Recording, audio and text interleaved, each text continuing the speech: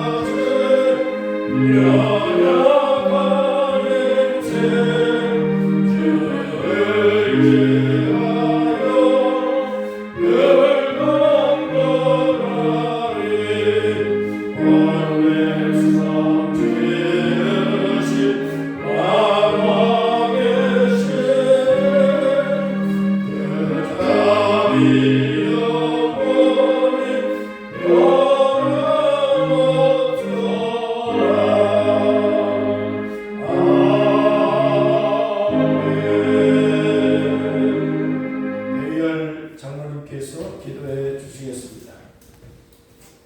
영광과 존귀와 거룩함이 충만하신 아버지 하나님, 주님의 은혜를 감사드립니다. 오늘 또 포유리조트 이 기업을 대표하는 이 사내 교회에서 저희들이 또 예배를 드리게 하시니 감사합니다. 하나님, 이제 때가 심히 약합니다. 이러한 때에 정말 회사나 기업 내에 하나님의 교회가 세워져서 찬송과 은혜의 메아리 올려 퍼지게 하신 주님의 은혜를 생각할 때마다 감사합니다. 하나님, 이 적은 무리가 주님의 음성을 듣기 자리에 모였습니다. 주님, 저희들의 예배를 받아주시고 이 자리에 소수가 모였지만 임자해 주시어서 하나님, 주님을 찾는 자, 주님을 간절히 부르는 자에게 주님 응답하시는 주님께서 임자해 주셔서 그의 거룩함과 그의 영광과 그의 권능을 나타내시기를 간절히 바랍니다. 하나님, 지난 한 주간도 저희들 정말 세상에 많이 참 속해서 살았습니다. 그 모든 죄를 용서해 주옵소서. 저희들은 육신의 감각을 가진 존재인지라 또 죄성 때문에 항상 아버지 육신의 정욕, 안목의 정욕, 이성의 자랑 이런 것을 켜져 우상 숭배하며 아버지 주님을 멀리하고 주님을 찾지 아니하고 주님을 사모하지 아니하고 주님을 목말라하지 아니했던 죄를 회개하고 고백합니다. 24시간 주님과 주의 심정에 아버지 주님을 모시고 주의 응답을 구하며 아버지 주님의 그 생명수를 충만히 공급받아 살아야 하는데 하나님 아버지 그렇지 못한 저희들의 잘못을 이 시간 고백합니다. 새롭게 해주시고 저희들의 모든 허물과 죄와 더러운 것을 이 시간도 용서해 주시고 십자가의 은혜로우신 보혈의 그 피로 저희를 덮어주시고 씻어주시고 정결케 해주시겠어. 아버지 정말 정결한 모습으로 주님의 서기를 원합니다. 산 제물이 되어 주님께 드려지기를 원합니다. 주여 저희들의 예배를 받아주시기를 원합니다. 하나님 아버지 동해안의 이 귀한 처소 아버지 산림이 우거지고 아버지 새들이 지어지는 이 아름다운 곳에 저희들이 예배를 드리게 하시니 감사합니다. 신이 저희들을 하감하시어서 하나님이 포유리조트의 모든 아버지 투숙객들과 또 직원들이 예배를 사모하여 목말라 나오는 역사가 있게 해주시기를 간절히 바랍니다. 하나님이여 교회를 찾지 못하고 또 아버지 기존 교회의 여러 가지 어려움 때문에 아버지 교회를 찾는 그 새로운 신령들도 주님 전에 목말라 나오게 해주시어서 이곳에서 예배드리는 놀라운 기적과 역사가 일어나게 해 주옵소서. 이렇게 또 기업체 교회에서 또 목회를 시작하신 김숙기 목사님에게 아버지 새로운 목회 영역의 권능을 나가여 주시옵소서. 아버지 하나님이여 은혜 충만 성령 충만 주시어서 아버지 동해안에서 이 귀한 말씀이 전파되어 나갈 때 하나님이여 많은 사람들이 구름대같이 또 아버지 까마귀 때같이 몰려오는 역사가 있게 하여 주시기를 간절히 바랍니다. 저희들도 시간에 통일을 위해서 기도합니다. 북한에 2,500만 고난당하고 주님 정말 노예 생활하는 비참한 무상 숭배하는 우리 백성들 있습니다. 불쌍하게 주시옵소서. 하나님 나라의 백성의 아버지 죄로 말미암아 그들이 고통당합니다. 그들을 풀어주시고 이제 80년이 가까웁니다. 그들이 아버지 주님 앞에 해방되게 해주시고 북한의 주여 진실한 교회가 세워지게 해주시길 원합니다. 그리하여 남북이 정말 복음으로 하나가 되어서 이 세계 만방의 복음을 전하고 선교하는 놀라운 역사가 있게 해주시고 아버지 속히 복음 통일이 이루어져서 우리의 지척에 있는 저 휴전선과 통일 전망을 통하여 주의 평양과 만주 온 세계를 아버지 관통할 수 있는 놀라운 주님의 은총이 있어지게 하여 주시기를 원합니다. 속초의 주님 아버지 교회를 부흥시켜 주시고 회개의 역사가 있게 하시고 하나님 아버지 이 동양이 정말 회개하며 아버지 새롭게 되며 거룩한 모습으로 거듭나는 역사가 있게 하여 주옵소서. 오늘 말씀을 전하시는 아버지 김숙기 목사님의 은혜 충만 주시고 아버지 성령을 두루마리 펴주셔서 그 말씀을 통하여 저희들이 큰 은혜 받게 하여 주옵소서. 예배심을 주님께 다가오고 주 예수 그리스도의 이름으로 기도드립니다. 아멘.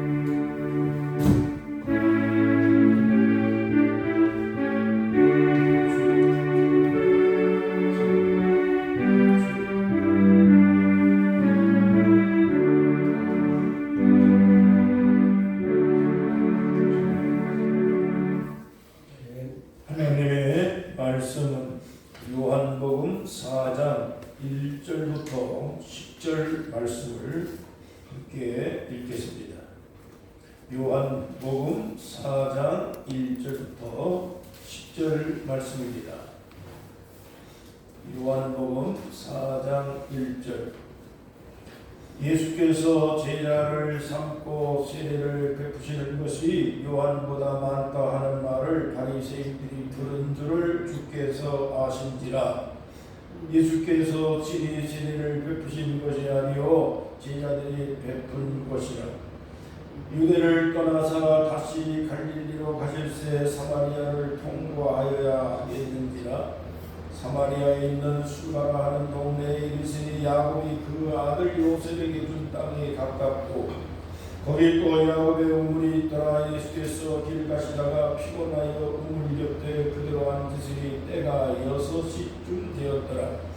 사마리아 여자 한 사람이 물을 기르러 왔으며 예수께서 물을 좀 달라 하시니 이는 제자들이 먹을 것을 사러 그 동네에 들어갔음이로라. 사마리아 여자가 이르되 당신은 유대인으로서 어찌하여 사마리아 여자인 나에게 물을 달라 하나이까 하니 이는 유대인이 사마리아인과 상종하지 아니함이로라. 예수께서 대답하여 이르시되 내가 만일 하나님의 선물과 또 내게 물 좀 달라 하는 네가 누구인 줄 알았더라면 내가 그에게 구하였을 것이요 그가 생수를 내게 주었으리라. 아멘. 찬송가 우물가의 여인처럼 함께 찬송하겠습니다.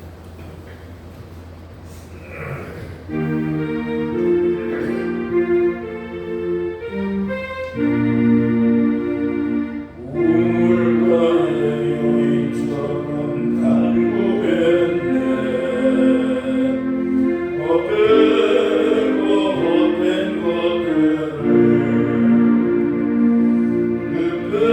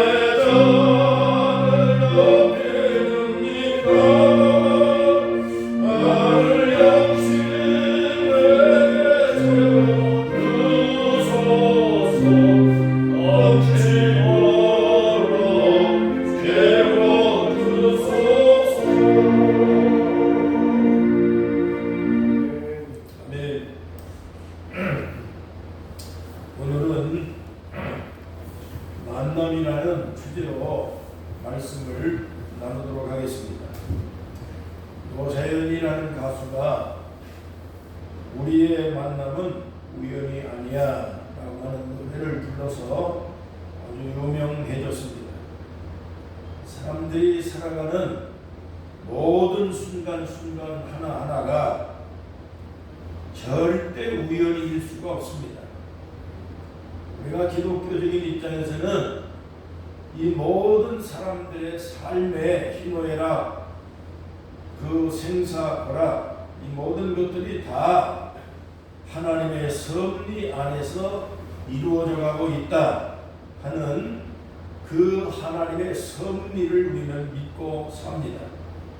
오늘도 우리가 이렇게 만날 수 있는 것도 결코 우연이 아니라 그런 얘기입니다.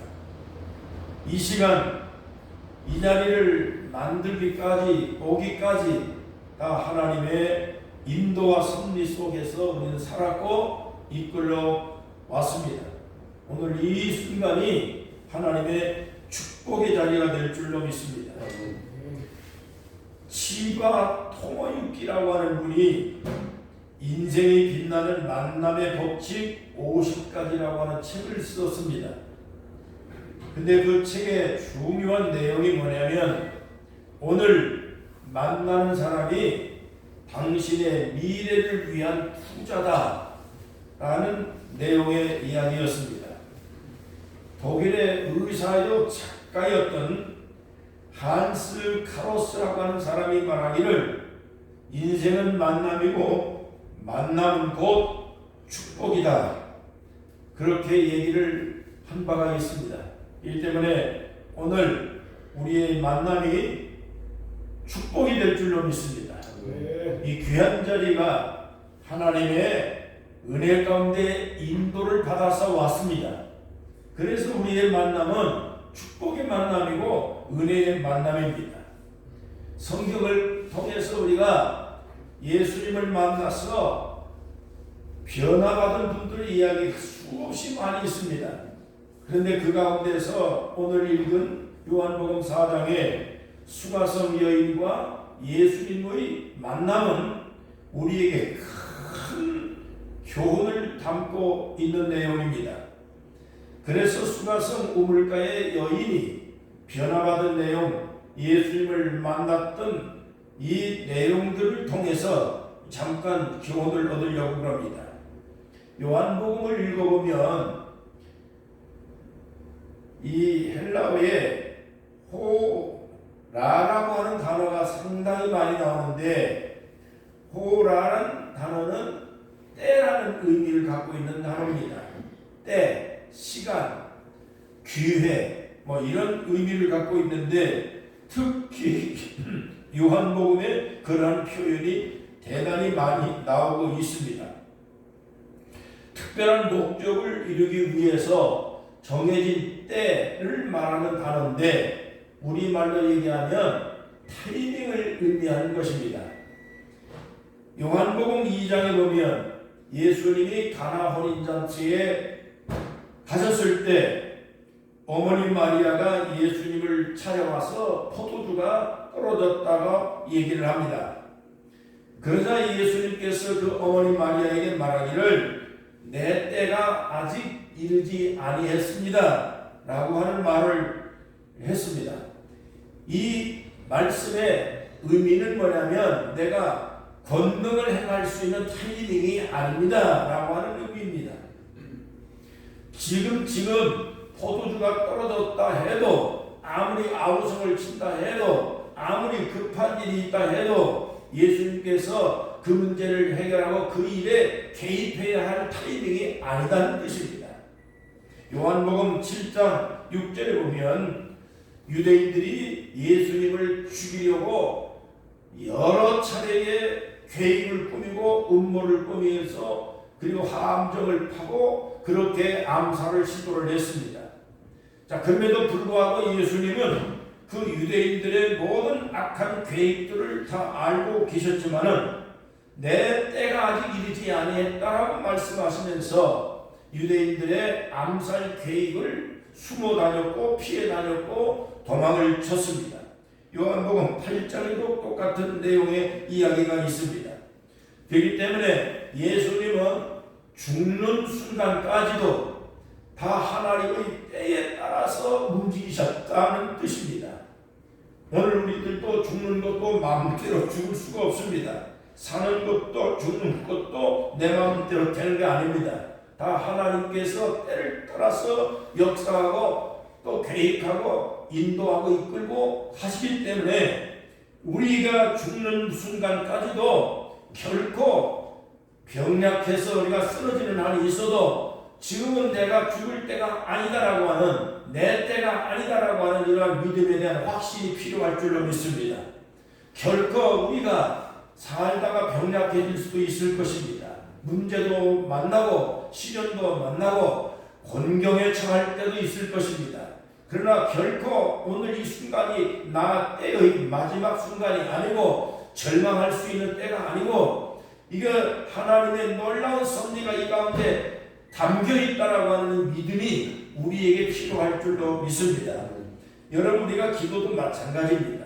언제든지 내가 구하고 간구하고 계획한 대로 이루어지는 것이 아니라 금방 즉시 응답해 줄 상황이 되어지면 응답을 하시겠지만 대부분이 하나님은 기도에 대한 응답도 내 때에 맞춰서 응답하시는 것이 아니고 하나님이 계획하신 그 타이밍에 맞아서 그래야 절묘한 하나님의 역사가 필요할 때 그때 하나님이 기회를 따서 때에 맞게 응답하시는 거기 때문에 기도의 응답이 늦었다고 해서 낙심할 필요도 없고 여러분 우리가 그렇게 속단을 할 필요가 없습니다. 하나님의 때가 올 때까지 우리는 내가 해야 할 오늘의 일을 열심히 하고 성실히 하고 그렇게 살다가 보면 어느 순간에 기도했던 것이 응답이 오는 그날, 그때, 그 시간을 딱 우리가 마주칠 때가 올 것입니다. 그때까지 우리는 기다려야 되고 그때까지 우리는 수고해야 되고 성실하게 오늘 일을 할 수 있어야만이 되어지는 것입니다.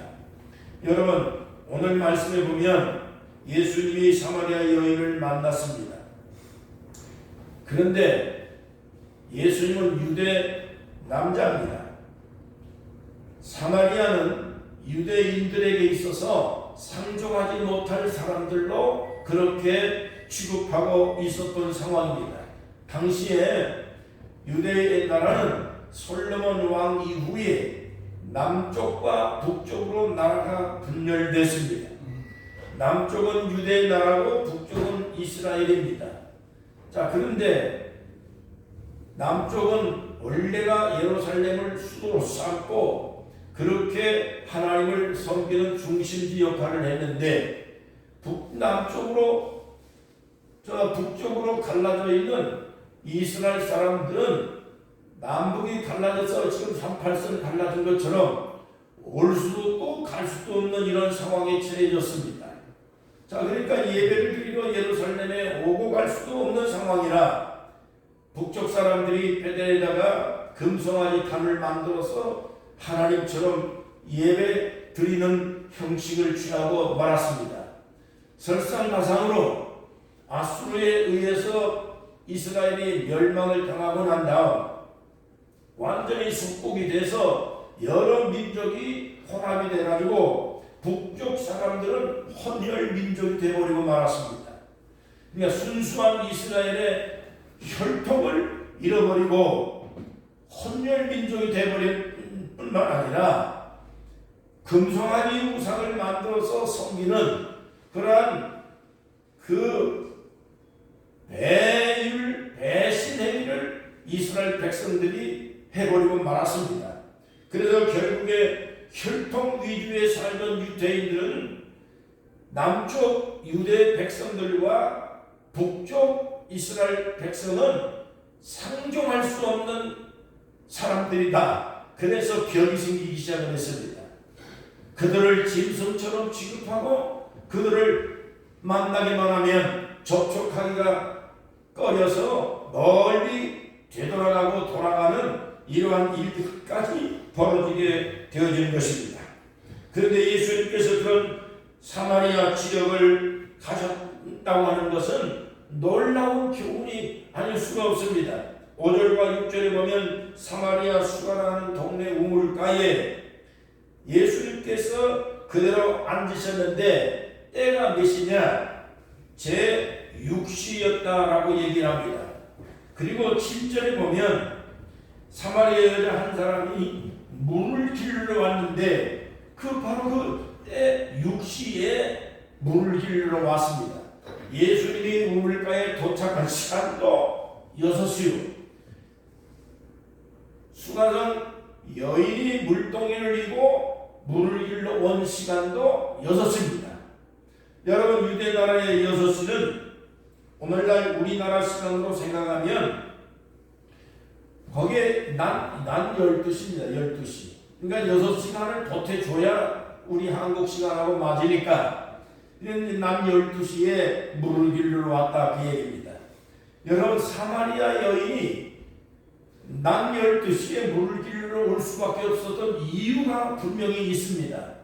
사마리아 여자는 남편이 5명 바꿨고 지금 살고 있는 남편이 6명째니까 이게 5번 이혼을 했습니다. 그리고 지금 살고 있는 남편이 6번째 남편입니다. 자, 그런데도 불구하고 이 여자는 만족한 가정생활을 할 수가 없었습니다. 지금도 현재 그 남편하고 살고 있지만은 여전히 불편한 관계, 삶에 그러한 평안이 없는 상태에 놓여져 있었던 것입니다. 자, 예수님께서 말씀합니다. 내 남편을 데리고 와라. 내 남편이 5명이 있었는데 지금 있는 남편도 내 남편이 세상에 아니라고 할 정도로 살고 있었던 이 여자의 심정이 오죽이나 했겠습니까? 여러분, 그런데 이 여자가 창피하고 그리고 삶이 불안하고 그리고 자신감이 상실되고 이러다 보니까 낮 12시에 중동 지역은 적어도 30도가 이상 넘는 그러한 날씨가 계속 띄어지는 그 땡볕에 물길로 오는 사람 아무도 없습니다. 유대나라 사람들은 아니면 새벽녘이나 아침이나 아니면 저녁에 해질쯤 돼가지고 선선할 때 이거 활동을 하는 것이지 대낮에 활동이 너무 어렵습니다. 그렇기 때문에 물길로 오는 것도 대낮에 올 수도 없고 대낮에 나왔다고 하는 것은 아무도 안 오는 대낮이기 때문에 이 여인이 물길로 12시에 맞춰서 온 것이 아니겠느냐 하는 생각을 할 수가 있습니다. 자기의 삶이 동네 사람 보기에 창피하다, 그 얘기입니다. 자기의 가정생활이, 자기의 인생이 다른 사람들에게 자랑스러운 그러한 가정이 아니기 때문에 아무도 물길로 오지 아니하는 12시에 여러분 아무도 보지 않는 그 대낮에 물길로 왔다는 것입니다. 자, 그래서 여러분 예수님은 12시에 물길로 온 여인과 만남을 갖게 됩니다. 예수님이 이 여자를 만난 그 시간에 그 여인에게 인생의 가정을 파헤쳐서 창피를 주고 또 난처하게 만들려고 예수님이 이 사마리아 여인을 만나게 되는 건 아닙니다. 삶이 힘들고 인생이 지쳐서 어찌할 바를 알지 못하고 있는 방황하는 이 사마리아 여인을 만난 이유는 여러분 예수님께서 목이 말라서 우물가에서 이 여인에게 물 좀 달라고 한 거 아닙니다. 여러분 예수님께서 사마리아 여인을 만난 목적은 그 삶이 힘들고 어렵고 곤고하고 난처하게 그리고 절망적인 상태에 살고 있는 여인에게 삶의 희망을 주기 위해서 복음을 전하고 그의 영혼을 구원하고 그의 삶에 대한 희망을 주기 위해서 예수님께서 그 여인이 물길로 오는 시간에 딱 타이밍 맞춰가지고 여러분 우물가에서 예수님과 이 여인이 만남을 갖게 됐다라고 얘기할 수밖에 없습니다. 예수님께서 이 여인에게 이렇게 얘기합니다. 내가 누구인지를 알게 되면, 내가 너에게 물 달라고 하는 내가 누구인지를 알게 되면 내가 너에게 물길로 다시 오지 않으면 배에서 생수가 흘러넘치는 인생을 살도록 내가 해주겠다라고 그렇게 이 말씀을 하셨습니다.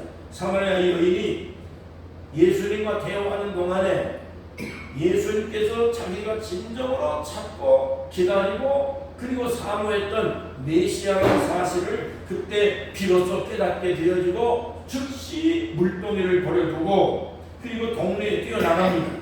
그러면서 하는 말이 내가 메시아를 만났다.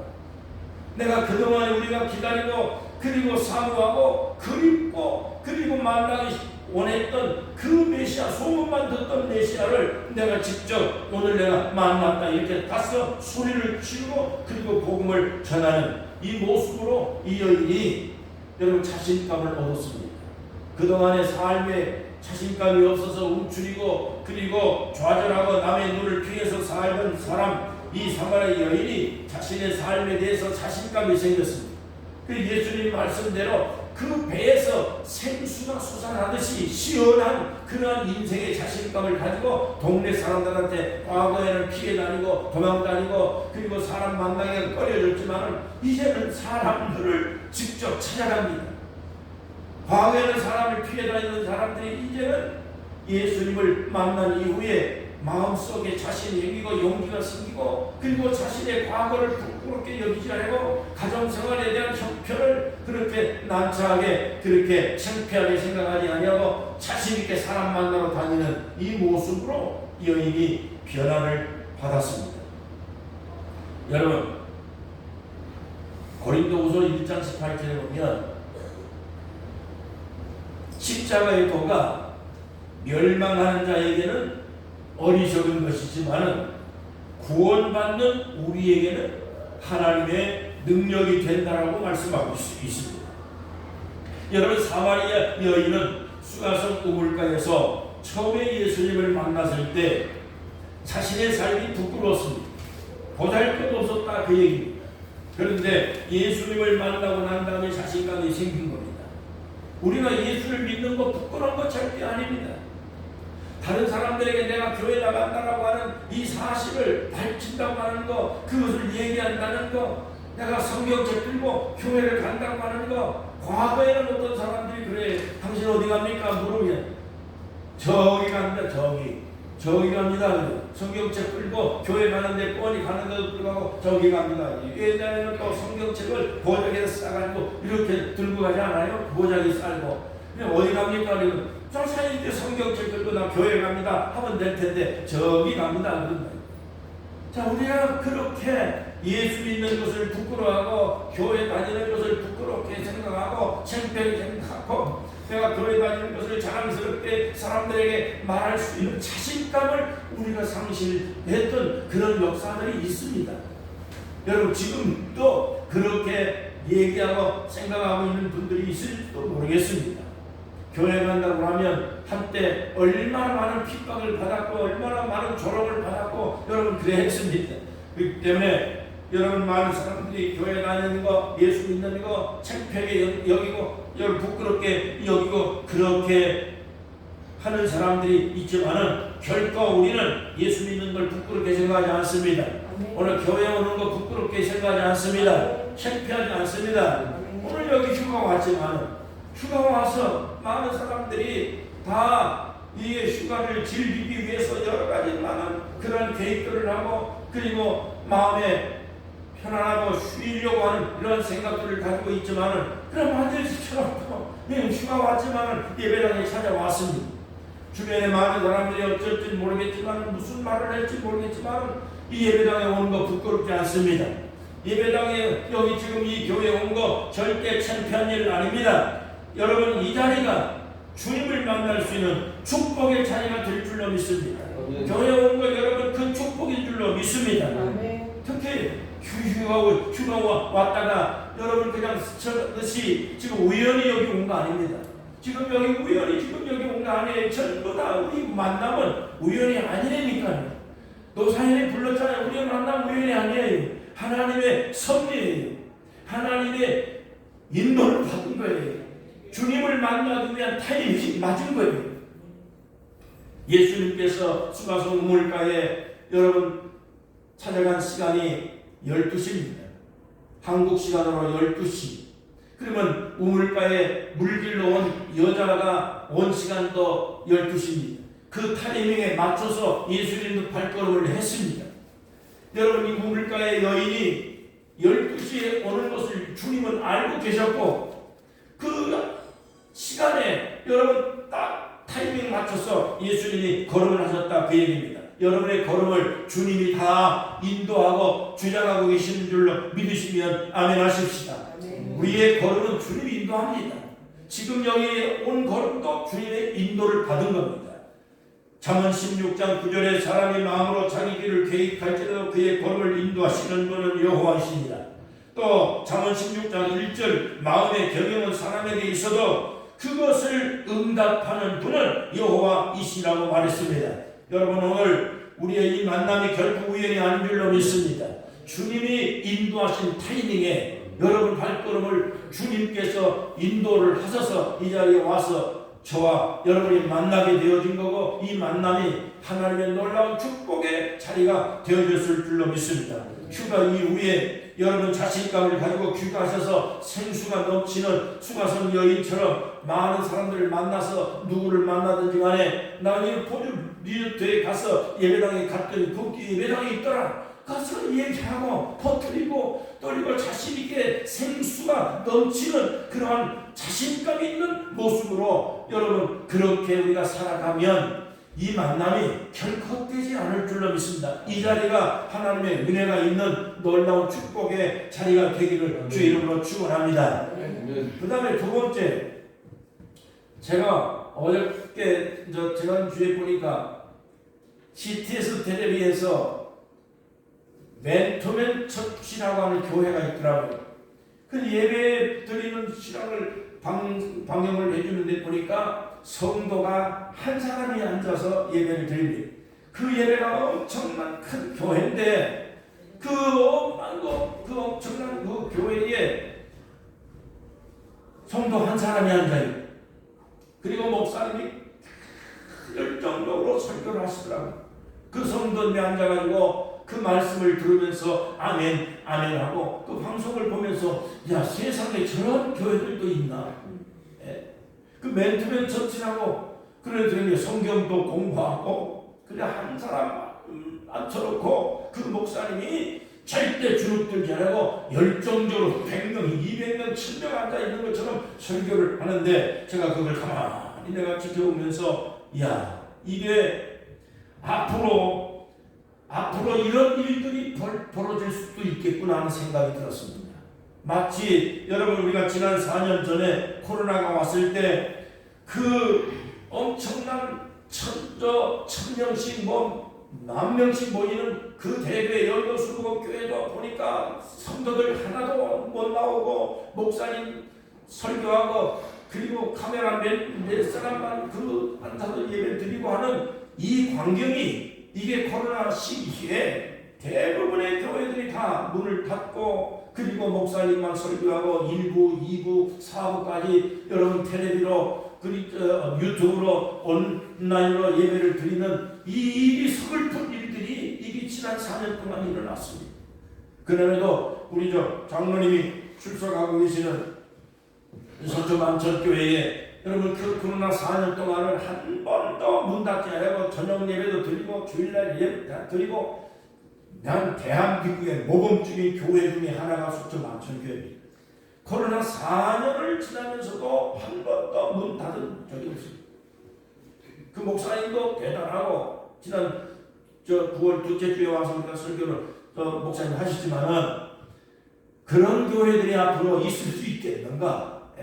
다음 주일날 10월 27일날 광화문에서 전국에 있는 교회들이 다 연합해서 모여가지고 무슨 집회를 준비하고 있는데 그 집회 주동자가 부산에 있는 손현보 목사님인가? 네, 그 목사님이 주도를 해서 정광훈 목사님하고 연합해서 모임을 갖고 한국교회 연합예배를 드리자, 한국교회 살리자, 이런 운동이 지금 일어나고 있습니다. 그래서 여러분 앞으로 우리가 이러한 일들을 만났을 때 목사님 혼자서 예배드리고 신자들은 교회 오기 싫고 온라인으로 드리고 유튜브로 예배를 드리고 끝나는 이런 일들이 이게 하나의 일상화될 그런 염려가 지금 생기는 겁니다. 코로나 때에 이런 생겼던 이 습관이 이게 없어지지 않고 계속해서 이러한 일들로 예배당을 오기 싫어하고 예배드리기를 싫어하고 실제로 라이브 예배를 드리는 것보다는 유튜브 예배를 더 선호하는 젊은 세대들이 너무나도 안타까운 겁니다. 지금도 여러분 이 리조트에 와서 콘도에 와서 휴가 와가지고 예배를 드릴 때에 유튜브로 예배를 드린다든가 그냥 가족들끼리 잠깐 그저 예배를 드리고 많은 이러한 일들이 이게 비일비재했습니다. 그래서 생각도 못해서 저도 은퇴를 했고 했기 때문에 그래서 대표님과 함께 의논을 해서 우리가 이 가족들이 휴가 왔을 때에 예배를 드려줄 수 있는 예배 처소가 필요하다고 제가 설득을 하고 부탁을 해서 그래서 오늘 예배당을 여기서 이렇게 마련을 하게 만들어 놨는데 여러분 우리 생각하면 유튜브 예배나 온라인 예배는 어떤 상황이 급박할 때 어떤 상황이 참 예배당을 출석할 수 없는 어떤 급한 상황이 벌어졌을 때 어쩌다가 한두 번 예배를 드릴 수 있는 것이지 그게 일상화되는 것은 결코 바람직한 예배가 아니라는 것입니다. 유튜브 예배는 병났을 때 우리가 어디 예배당에 갈 수 없는 상황이 있었을 때 한 번 드리는 겁니다. 그렇지만 진정한 예배는 라이브 예배입니다. 대면 예배를 드려야만이 그래야 그것이 진정성 있는 예배가 되는 줄로 믿습니다. 진정한 예배입니다. 진정한 예배. 맨투맨 처치 그 방송하는 그 모습을 보면서 한 사람을 앉혀놓고 목사님이 열정적으로 설교하는 그 자리에 주님이 계시는 줄로 믿습니다. 그 자리에 주님이 함께 하시는 거예요. 주님께서 두세 사람이 있는 곳에 내가 함께 하겠다고 말씀을 했기 때문에 1000명, 200, 2000명, 뭐 10,000명 뿐만 아니라 한 명이라도 주님을 필요로 하는 그곳에 주님을 함께 하시고 오늘 이 자리에도 주님이 우리와 만나고 우리와 함께 하시는 이 놀라운 하나님의 은혜가 여러분 여기에 주님께서 계신다는 것을 믿습니다. 이 자리에 주님이 함께 하실 줄로 믿습니다. 우리가 전화로 요즘에 진료를 받는다고 그래요. 전화로 진료를 받는 것보다 병원에 직접 가가지고 의사 대면에서 진료받는 게 낫죠. 예? 친구하고 전화를 하는 것보다 어떻게 해요? 예? 실컷 전화로 다 뭐 충분하게 얘기할 수 있지만 그러나 사람이 대면에서 만나서 이야기하는 것이 훨씬 더 낫지 않아요? 마찬가지 우리가 하나님 드리는 진정한 예배는 비록 한두 명이 예배를 드린다 해도 이렇게 사람이 서로 만나서 서로 감정을 주고받고 눈길을 주고받고 대면 예배를 드리는 것이 이것이 감정이 통하는 예배, 진정성 있는 예배고 살아있는 예배고 이것이 하나님을 영화롭게 하는 그러한 예배가 되는 것을 믿습니다. 여러분 아무리 형제라고 해도 안 만나면 멀어져요. 그래서 자주 만나는 이웃이 형제보다 더 가까운 경우가 많습니다. 마찬가지예요. 예배도 우리가 신학교에서 우리 신학을 배울 때 목회학을 이렇게 얘기합니다. 성도가 주일날 연속적으로 주일 예배를 빠지면 3번 빠지면 불신자 비슷해진다. 그게 목회학에서 늘 강조하는 것이 그 얘기예요. 신자가 연속적으로 주일 예배를 3번을 연속으로 빠지면 불신자 비슷하게 이렇게 사람 변해간다 그 얘기입니다. 여러분 마찬가지로 우리가 예배를 드리는 이 예배가 너무너무 중요한 예배이기 때문에 만나면 정들고 자주 만나면 정들고 그러는 것처럼 예배는 계속해서 여러분 쉼없이 만나서 예배드리고 하는 대면 예배를 이거를 끊임없이 우리가 지켜나가야 될 줄로 믿습니다. 저 어느 시골에 아주 아름다운 처녀가 청각하고 연애를 하면서 결혼을 앞두고 그렇게 살고 있었는데 그런데 이 총각이 직장이 멀리 가는 바람에 함께 할 수가 없었습니다. 그래서 멀리 직장 있는 바람에 자주 만날 수도 없고 오고 갈 수도 없어서 하루에 한 통씩 편지를 계속해서 편지를 보냈습니다. 그 365일 하루도 빠져라고 편지를 보냈어요. 그렇게 편지를 3년을 보내 3년. 3년 후에 이 처녀가 결혼을 했는데 누구하고 결혼했겠습니까? 예?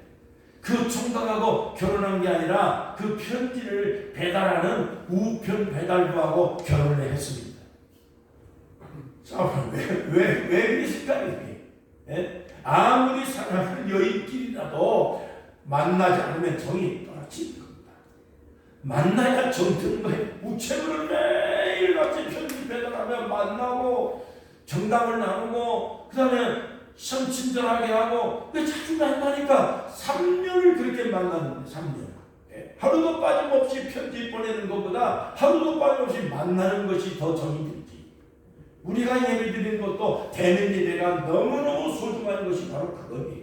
여러분 생각해서 이것을 심리학에서는 단순 노출 효과 이론이라고 얘기를 합니다. 다른 말로는 그것을 호감 이론이라고 하는 말로 표현을 하는데 이렇게 만나서 서로 간에 정을 통하고 마음을 통하고 이야기를 통하고 서로 눈길을 서로 주고받으면서 하는 그 순간이 정이 가는 겁니다. 은혜가 서로 나누어지고 할 수 있는 이 귀중한 시간이 대면 예배예요. 대면 예배. 하나님의 은혜가 여러분 어디든지 뭐 없는데 어디 있겠습니까? 하나님이 꼭 여기에 뭐 묶여 계신 분은 아니지만은 그러나 주일날은 주님께서 우리 성도들과 만나기로 약속한 장소고 약속한 날짜고 바로 이 타이밍에 내가 꼭 만나기로 약속한 그 자리에 주님께서 오셨는데 우리가 만나지 아니한다면 여러분 주님에 대한 신앙에 대한 여러분 예절이 아니겠죠. 그렇기 때문에 주일 예배는 대단히 소중한 것입니다. 시편 50편 5절에 나의 성도들을 내 앞에 모으라. 그들은 제사로 나와 언약을 맺은 사람들이다. 우리 성도들이 누굽니까? 제사로 하나님하고 언약이 맺어졌습니다. 제사가 뭡니까? 주일 예배 아니에요. 주일 예배. 이것이 정기 예배가 주일 예배고 이 주일 예배는 공식적인 공예배 중에 가장 중요한 예배입니다.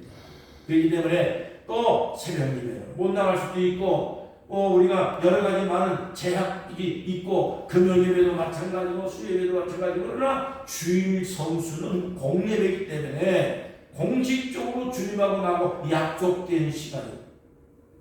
만일 제쳐놓고 우리가 멀리 해외여행을 가도 주일날 꼭 예배를 드리고 또 우리가 어디 휴가를 간다 해도 주일날 예배를 드리고 우리가 나는 하나님 앞에 예배로 나는 부름받은 사람이고 예배가 나의 생명과 같은 것이다라고 생각하고 여러분 예배를 지켜가는 여러분 되시기를 주의 이름으로 축원합니다. 주의 이름으로 축원합니다. 요한복음 4장 23절입니다. 하나님께서 신령과 진정으로 예배드리는 자를 찾으러 오시겠다고 말씀했습니다. 오늘 여기가 예수님 만나는 삶의 현장이고 이 자리에서 큰 용기를 얻으시고 힘을 얻으시고 여러분 사마리아 수가성 여인이 과거에는 부끄럽게 살고 책편에 살고 남의 눈을 피하면서 살았지만은 예수님 만나고 난 다음에 자신이 생겼잖아요. 사람들에게 나가서 내가 메시아 만났어. 나 교회 가서 예수님 만났어. 은혜 받았어. 나 성경 읽다가 이런 은혜를 받았어. 이런 진리를 깨달았어. 그럼 다른 사람들에게 얘기하는 말해주는 그것이 자신 신앙의 표현이고 그것이 전도고 그것이 바로 우리 성도들이 은혜 받은 증거가 되는 줄로 믿습니다.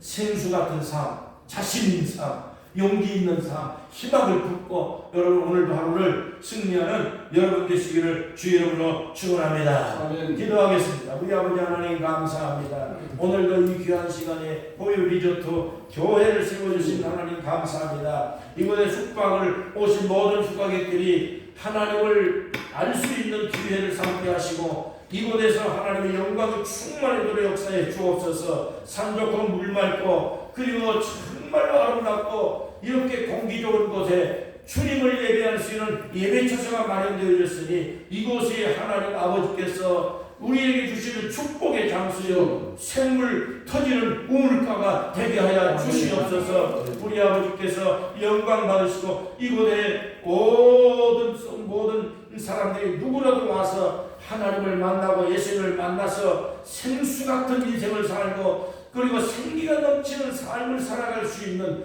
그러한 은혜의 장소로 만들어 주시기를 간절히 기도합니다. 그리고 저 어렵고 힘들고 지친 삶 속에서 고통을 겪고 있고 마음에 쉼을 필요한 많은 사람들에게 누구든지 와서 주의 말씀을 들을 때마다, 이번에 와서 묵상하고 기도할 때마다, 주의 말씀을 들을 때마다 저들의 삶의 평안을 얻을 수 있도록 축복하여 주시기를 간절히 기도합니다. 삶의 안식처를 만들어 주옵소서. 혹시라도 병든 사람이 있다 할지라도 우리의 병을 치료하시는 분은 주님이십니다. 머리 위에 안수하여 주셔서 십자가 보혈로 우리의 온갖 병을 다 치유하셔서 강건케 하시옵소서. 마음의 평안을 얻게 하옵소서. 오장무사주백체 머리끝에서 끝까지 예수 이름으로 치료받게 하시고 용기를 얻게 하시며 우리의 하나님께서 살아계심을 증거할 수 있는 하나님의 자녀들이 되게 하여 주옵소서. 주님 감사합니다. 나라가 심히 어렵고 심히 혼란에 빠져 있지만은 주님의 뜻에 따라서 이 민족을 축복하여 주시사 주님의 다시는 분열되지 아니하고 38선과 같은 이러한 전쟁에 하나님의 참으로 희생을 당하는 일이 없도록 대한민국을 빨리 통일시켜 주시옵시고 우리 하나님의 나라가 이 땅에 이루어져서 세계에 선교하는 민족으로 우리 아버지와 대한민국을 등대같이 사용하여 주옵소서. 주님이 역사하여 주실 줄로 믿습니다. 영광 홀로 받아 주시옵소서. 예수님의 이름으로 간절히 기도하옵나이다. 아멘. 다 같이 찬송 부르겠습니다. 88장 찬송입니다.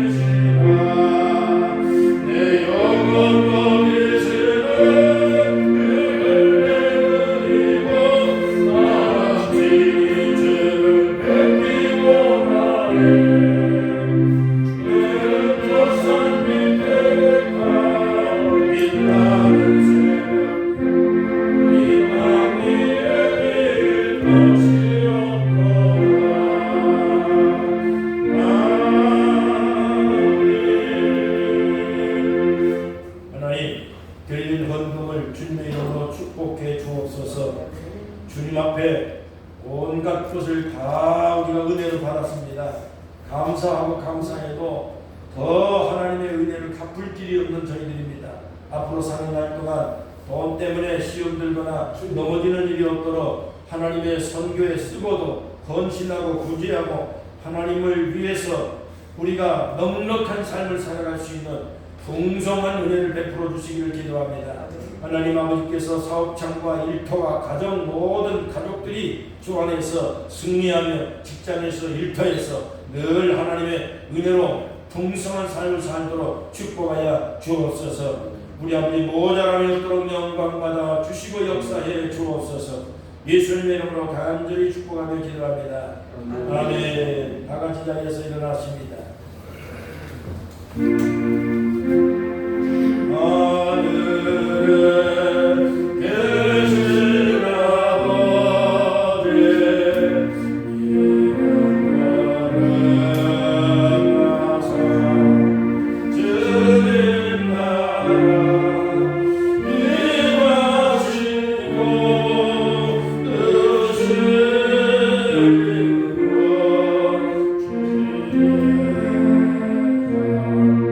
주님 나라 임하시고 뜻을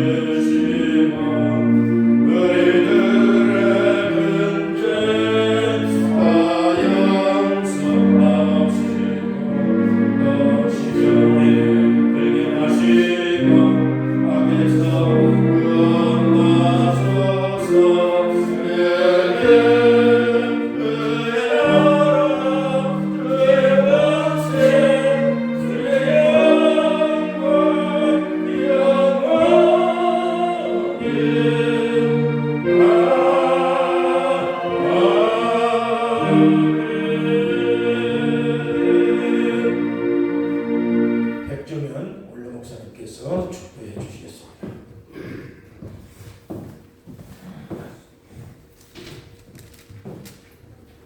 주 예수 그리스도의 은혜와 아버지의 하나님의 넓고 크신 사랑과 성령님의 충만케 하시고 위로하시고 복 주시는 역사가 오늘도 하나님 전에 나와서 예배하며 하나님을 영화롭게 하는 귀한 삶으로 영광 돌리고 돌아가는 우리 모든 주님의 피로 사신 성도들을 위해 이제로부터 영원토록 함께 있을지어다. 아멘.